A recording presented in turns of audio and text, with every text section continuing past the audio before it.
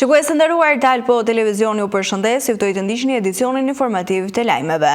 Në Shqipëri, një pjesë e pensionistëve vijojnë të përballen me vështirësi serioze ekonomike, ku në disa raste pagesat e pensioneve mungojnë ose janë të pamjaftueshme për të përballuar jetesën. Pensionistët shqiptar janë më të varfrit në Europë. Kjo është e konfirmuar tashmë edhe nga renditja e fundit e Shqipërisë në vendet e Evropës. Nga shteti që i siguron pension qytetarit të tij të ketë një jetë dinjitoze, deri tek shteti që pensioni që u jep qytetarëve të vet nuk u mjafton as për të mbajtur frymën gjallë. Ku mund të renditet Shqipëria? Shqipëria renditet tashmë e parafundit, duke mbuluar vetëm 29% të kostos së jetesës. Pensionet shtetërore si pjesë e kostave të jetesës ndryshojnë shumë në të gjithë Evropën. Në Evropën veriore dhe perëndimore, pensionet shpesh i plotësojnë ose i tejkalojnë shpenzimet bazë, ndërsa në Evropën lindore dhe në Ballkan ato shpesh nuk arrin të mbulojnë ato. A janë pensionet shtetërore të mjaftueshme për të përballuar koston e jetesës në Evropë? Në 20 nga 39 vendet europiane ata nuk e bëjnë këtë, sipas një studimi nga firma e pagave dhe burimet njerëzore.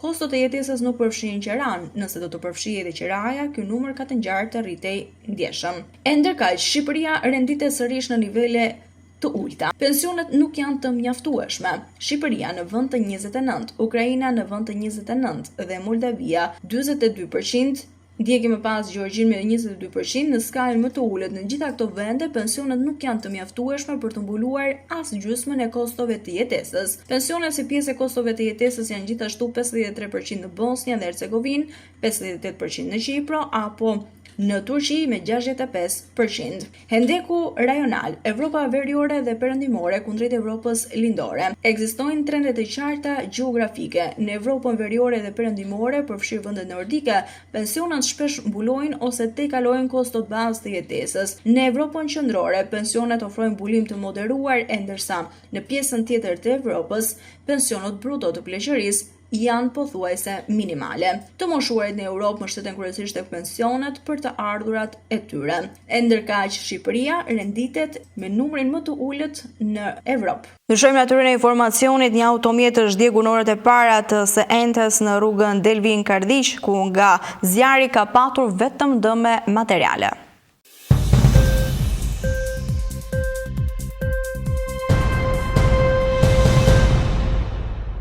Një automjet është djegur në orët e para të së entes në rrugën Delvin Kardiq. Automjeti tip MAN me targ AA 084 SL me drejtues shtetasin LB është djegur aksidentalisht në ecje. Ngjarja ka ndodhur në afërsi të tunelit të Skërficës, pikërisht tek rruga që të çon në fshatin Senic në bashkinë e Delvinës. Ndërsa kanë shkuar menjëherë në vend shërbimi i zjarfikës dhe ka bërë të mundur shuarjen e zjarrit. Në vend ka shkuar gjithashtu edhe shërbimet e policisë së Delvinës, ku sipas tyre zjarri dyshohet të ketë ardhur nga ndonjë defekt teknik në mjet. Nga zjarri pati vetëm dëme materiale.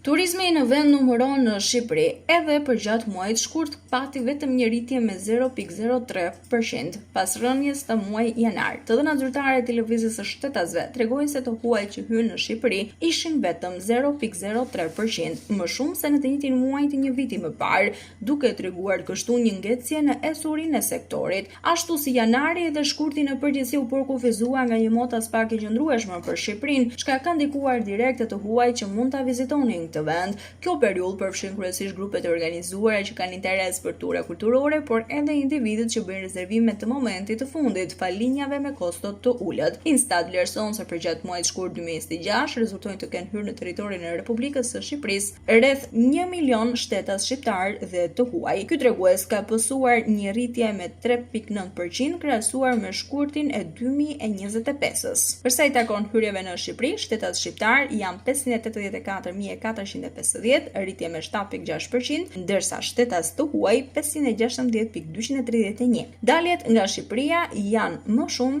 shtetas të huaj se sa shtetas shqiptar.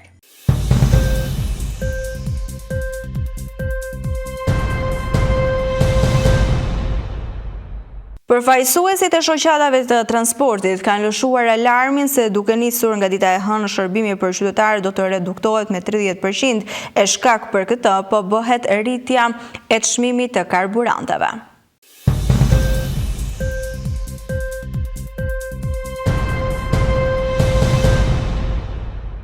Rradha e automjetit shtuar në pikën e karburantit në Tuzë në kufi me pikën doganore të Muriqanit që lidh malin e zi me Shqipërinë. Pjesa më e madhe e banorëve aty rrodhull kalojnë kufirin dhe furnizohen me naftë pasi ajo është shumë herë më e lirë se në Shqipëri. 1 litër naftë tregtohej dje në mal të zi me 1.57 euro ndërsa në Shqipëri me 214 lek ose 2.2 euro më shumë. Me 2000 lek në Shqipëri mund të plash 9.3 litra naftë, ndërsa në mal të zi me të njëjtën shumë nëse e këmben merr gati 21 euro dhe blen 13.1 litra ose 42% më shumë. Diferenca në çmim është aq e lartë sa ja vlen dhe koha e shpenzuar, por karburanti shpenzuar tepër për rrugën deri në kufi. Mbi të gjitha, pohohet se përveç se më të lira, produktet janë edhe më cilësore. Ky fenomen potencialisht përkthehet në humbje të ardhurave fiskale për Shqipërinë, kurje të konsumit të brendshëm dhe presion mbi bizneset vendase dhe një kontribut më të ulët në rritjen e prodhimit të brendshëm bruto për shkak të transferimit të shpenzimeve jashtë ekonomisë shqiptare, që nëse nuk do të kishte diferenca çmimesh, do të mbeteshin në vendin ton. Shoqata e shoqërive të hidrokarbureve llogarit rreth 300 deri në 500 tonë në ditë naftë, të cilën merren nga klientë shqiptar afër zonave kufitare me Shqipërinë, si Greqi, Malizia apo Maqedoni. Krahas tyre, një tjetër konsum i humbur prej 120 deri në 300 tonë në ditë llogaritet nga shtetasit të huaj, që potencialisht do të blirin në Shqipëri, po furnizohen në hyrje dhe dalje në kufi. Nga të dhënat vlerësohet se blerjet e karburantit në vendet fqinja janë mesatarisht sa 15 apo 25% e totalit të konsumit në vend. Shteti mund të arkëtojë gati një lloj nëse ul taksat dhe rrit konsumin. Nëse do të hiqej për shembull taksa e qarkullimit që lehtëson naftën me 30 lek për litër, për shembull me një çmim prej 180 lek për litër, konsumi do të rritej në 2.1 miliard euro dhe shteti do të arkëtonte 40% apo rreth 850 milionë euro, duke rikuperuar ndjeshëm humbje nga heqja e taksës së qarkullimit.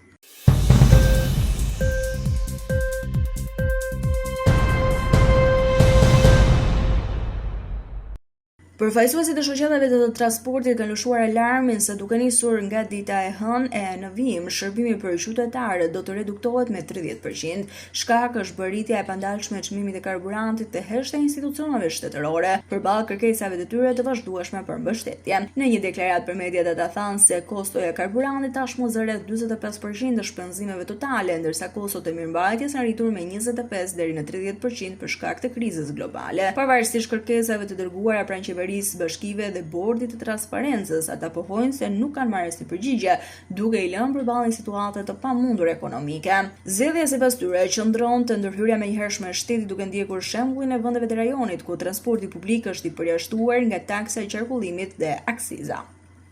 Jemi detyruar të njoftojmë se transporti publik ditën e hënë, nëse nuk do të kemi një reagim nga institucionet, jo për shkak të një presioni që mund të bëjmë, por për shkak të pamundësisë ekonomike, do të reduktohen flota e mjeteve me 30%. Më rënien vesh shurdhur e kërkesave tona ekonomike na shtyn edhe na pamundson lëvizshmërinë normale të rrjedhjes së ofrimit të shërbimit të cilën ne kemi.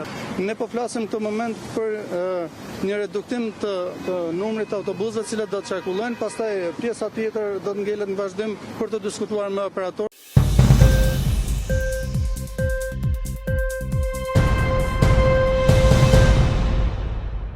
Ishte gjithçka e përgatitur për këtë edicion informativ lajmesh. Unë ju falenderoj për vëmendjen tuaj. Bashkë mirëpafshim.